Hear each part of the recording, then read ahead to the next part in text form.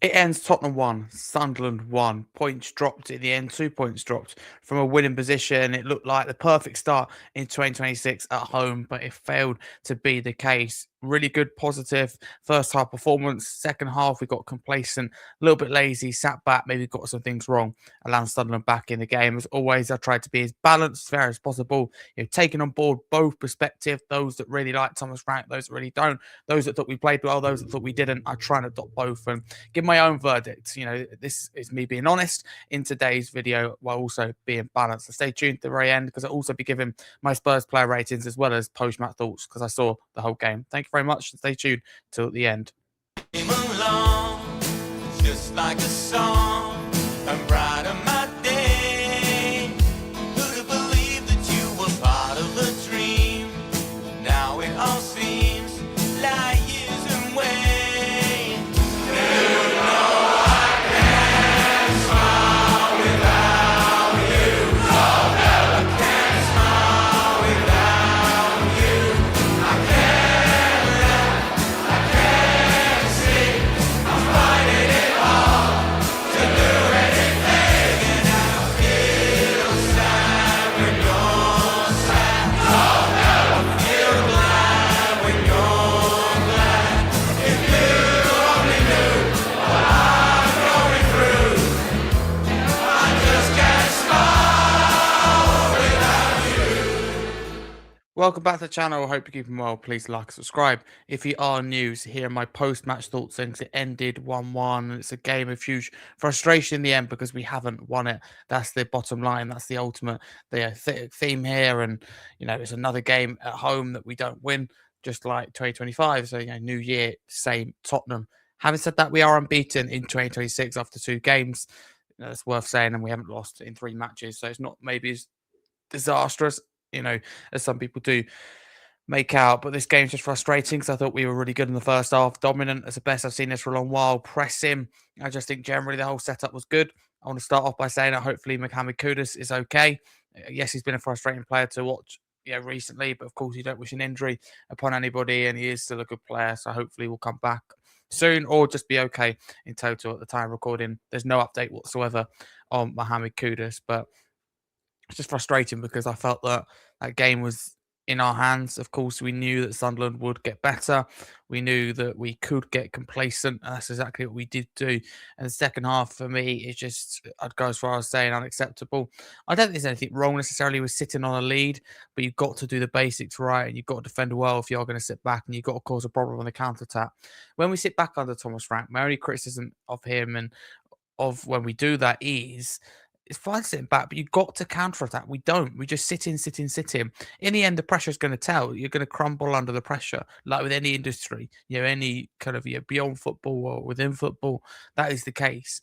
You have to have some kind of reliever, what they call it again, away from football, stress reliever, or, you need to get out. You need to literally push out sometimes, cause problems. And we couldn't do that. And in the end, we ended up for me with too many defensive midfielders, too many strikers on the pitch, but Frank is definitely limited by his options. And I am still behind Frank, and I'll explain a little bit why later. Again, it's more for another video. I just think right now there's one common denominator at Tottenham in my eyes. That's the problem, and I don't like to sound like a broken record at all. And I haven't been one of those who've been like, I'll get this owner out, get this owner out. But I do think ENIC is the number one problem at Tottenham. And we're already seeing that a few days into the transfer window. We've sold Brennan Johnson, got no replacement. Kudus is injured, we're buggered. No natural right winger. Odebear would be the closest to that with Kulusevski being out. Here are my Spurs player ratings, then I'll talk you through why. Vicario will give a 5. I think he had a moment, didn't he, in the first half where he flat. So apart from that, not too much to do. Couldn't do anything about Robbie's goal, which was excellent for Sunderland. And I should say on the 2 goals from Spurs, another goal from a set piece, which is great. People go, yeah, but nothing from open play. The open play, lack of open play goals, lack of open play efforts, and lack of quality in open play for Spurs is an issue. But set pieces are critical. They decide games. They're the reason, ultimately, factually, you're rightly or wrongly, that we didn't lose this game. The set pieces are important. We mustn't, disrespect them in any way. And it's good to see us take advantage from that. Ben Davies getting the goal. Well, I don't think anyone really had him down to even start, let alone get the goal. But yeah, Porro will give a 6. Moving on to the next player. I think Porro was okay. He would never shy away, will he, from physical battle, the to do as well, kind of away from any action, still on the pitch. And I like Porro, and a lot of people will criticise his crossing. in this, and I think at times it could have been better, but I don't think also it was as bad maybe as some people make out. A couple of times I thought, yeah, those crosses are good, but generally speaking, he can do better with those crosses than he did show.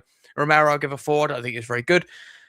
Poor mistake that nearly led to a Sunderland goal. Could have and should have, led to more anyway from Sunderland. That mistake, I just don't know what he's doing, lashing at the ball, and he is caught out of place as well for Sunderland's goal. And yeah, I just don't think he's great at the moment.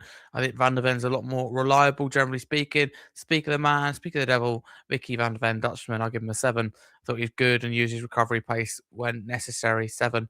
Ben Davies, I give a 6. Like I said there, nobody had him down to start, let alone score. So credit to him. I don't think he's someone we should be relying on in 2026. I think it's a failure of the club, but it's nothing against Davies. Thought he put in a really good shift. Archie Gray, give a 5. Nothing really to say about his performance. Done the basics, done the job. No real stand-up moments at all. I'll give him a 5. Played about 71 minutes, I think. Ben Score, give a 6. Again, I say every week, tidy player. I thought he was good, physical, aggressive, and I thought he played well. Tell, probably our best player. Probably our best player overall, the most promising anyway, showing signs, glimpses. I'll give him a 6.5. Couldn't have the same impact in the second half, though, as he had in the first. Odegaard, I'll give a 5. Unfortunately, Kudus had to make way, so his position changed at least a couple of times. I thought he'd done okay. Kudus as well, give a 5. Didn't get to see him for very long. Hopefully he is okay. Most importantly, Richarlison, I give a 5. There's one moment that he will be criticised for. He's got to release the pass a little bit earlier. In hindsight, easier said than done, but I like his movement. I think he's a dangerous striker, but not too much for him to feed off in this game, or not too much he was involved in. As a striker, you've got to create your own service, but also you've got to rely on your teammates to do well. Neither of those things happened, especially in the second half. Wani, I give a 5. Certainly saw a lot of the ball. He always does when he comes on or starts, in this case, coming on. But again, no home goal. Nothing really where you go, okay, Wani should be scoring. Yeah, Wani could score that or get a goal scoring position. It's all kind of on that left-hand side. I think he's hung out to dry at left wing, because again, the failure of the ownership to bring in a proper left winger. Substitutes there, Bergvall, I give a 5, comes on. That foul throwing was a little bit of an embarrassing moment. You don't see that a lot in football, but generally I thought his pressing was excellent, and I thought he just brought hunger to the game, and desire would be a lot higher if it wasn't for that foul throwing, because you just don't see that a lot. Paulinho, I'll give a 6. Thought he'd come on, and yes, is it gave away a yellow card? A lot of people say, but it's a tactical yellow card that stops a counter attack. I know again it gives away a free kick, allows Sunderland to slow it down, but I think in the moment it was absolutely the right thing to do. And I think he comes on and out of the battle, up for the fight, fresh pair of legs. Thought he was good. Scarlett, not applicable. Didn't see him for long enough. Same with Jed Spence, also not applicable. Didn't get to see enough of either of them to judge them fairly or unfairly. There we go then. My match thoughts and player ratings, and overall just summarised by saying I think that's down to maybe the second half changes were wrong. Maybe I think on paper again they make so much sense. I think bringing Paulinho on was probably the right thing. Bringing Spence on is probably the right thing. Bergvall as well is probably the right thing. Scarlett, yeah, so they're probably the right players, but I think it's who made way was the problem in my eyes, because to end up with 2 defensive midfielders at 1-0 and 1-1 with Bentancur and Paulinho just wasn't the right thing to do. Bringing Paulinho on makes sense, but I don't think Bentancur needed to be there. I think it was just too defensive. And the thing is, Sunderland's goal was really good, but again, it's the punishment of sitting off.